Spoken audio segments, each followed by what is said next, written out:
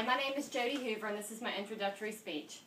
7 years ago, this excerpt from this famous speech has echoed throughout history. You've heard it through political speeches, childhood plays, and history textbooks.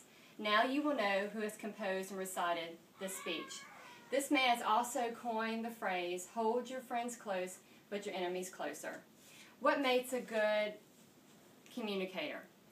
The ability to listen closely, write clearly and competently, express ideas in words, and have good memorization. This man had all of them. He wrote all his speeches by himself. He wrote both his inaugural addresses and the most famous, memorable speech at a military cemetery for the Battle of Gettysburg, the Gettysburg Address, which was only 700 words long. I would like to introduce you to one of the greatest American heroes. His rise of humble beginnings to achieve one of the highest offices in the land, but then tragically have it cut short when a nation needed him the most. Our story begins in a log cabin in Hardin County, Kentucky. Born on February 12, 1809, to Thomas and Nancy, he was named after his paternal grandfather. He had an older sister named Sarah and a younger brother named Thomas who died during infancy.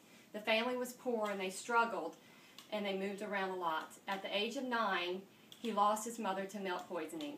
He then alienated himself from his father and resented him from all the hard work his father put on him when he was younger. His father quickly remarried, and this boy became really attached to his stepmother. In fact, she was the one that encouraged him to read, and in an 18-month period of time, he became educated. At the age of 22, the family moved again, but this time he set up on his own. He moved to a town called New Salem, Illinois, where he worked various jobs as a postmaster and even ran a general store.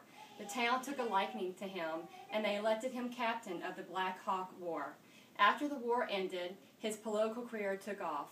He became a member of the Whig Party in 1834, and in 1837 he sat for the bar. He later moved to Springfield, Illinois, where he worked on the railroad for additional law firms.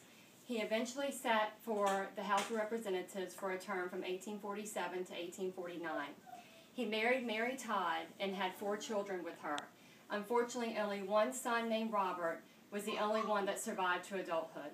In 1860, he was elected the 16th President of the United States. After he was sworn in, months later, the Civil War began, the North against the South. On January 1st, 1863, he issued the Emancipation Proclamation that declared slaves free within the Confederacy. In 1864, he ran for re-election and won. On March 28, 1865, the South surrendered to the North and the Civil War had ended.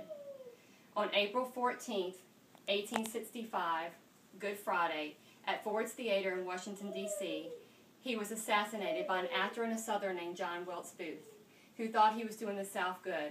His body was taken across the street to the Peterson House, where he lay in a coma for 9 hours and died the next day. He was the only president to be assassinated at that time. With all his accomplishments, his life ended so tragically. And this leads me to the conclusion of my speech, of a man called the Great Emancipator, Honest Abe. He was a business and family man, our 16th President of the United States, who gave us the 13th Amendment and led us through the most horrific war from beginning to end.